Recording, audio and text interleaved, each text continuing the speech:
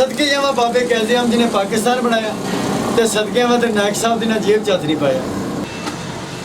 अल्लाह खैर बिस्मिल्लाह जनाब। पंजी पंजी मरबे इनाम ठेके मामले मां मोगे बंद ते पानी आम मरबे ਉਹ ਲਾਵਾਂਗੇ ਜਿਨ੍ਹਾਂ ਉਹਨਾਂ ਨਹਿਰ ਦਾ ਪਾਣੀ ਲੱਗੇ ਨਾ ਟੂਬਲ ਦਾ ਪਾਣੀ ਲੱਗੇ ਜਨਾਬ।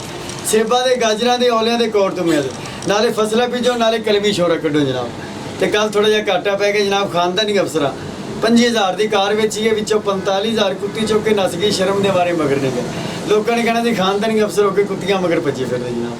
और तुहानू कोई खंड खुंड चाहिए हो तो साढ़े दफ्तर अपना नौकर भेज दईए।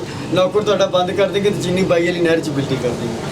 चीनी वो देंगे जी 6 महीने पानी च फिरेगी, खुरों का ना ही ना लैके जनाब। नाले नायक साहब जमना तुहाडा जिन्हों ने जमिया रुशनाइयाँ साढ़े पन्ना का की जमना। धुप लगी जम पे पाला लगा वापस हट गया। अगे दुध पुध का बड़ा फायदा से लोग घर च रखते सी। अजकल ना दुध का फायदा ना पुत का फायदा। दुध लैके दुध की पीपियाँ वाले तो न्याणे लैके गलीचियाँ वाले जनाब। दफ्तर मेरे का पता नोट कर लो जनाब। इस महीने की 33 तरीक में मेरा दफ्तर कईयावल के कूका बदकाना महला भुखे की गली तो मनुकर खान का दफ्तर जोड़ा साढ़े दफ्तर के अगों के लिंगे 50 रुपये जुर्माना, जोड़ा पिछों के लिंगे 65 रुपये जुर्माना, क्योंकि कंगाल दफ्तर है जनाब।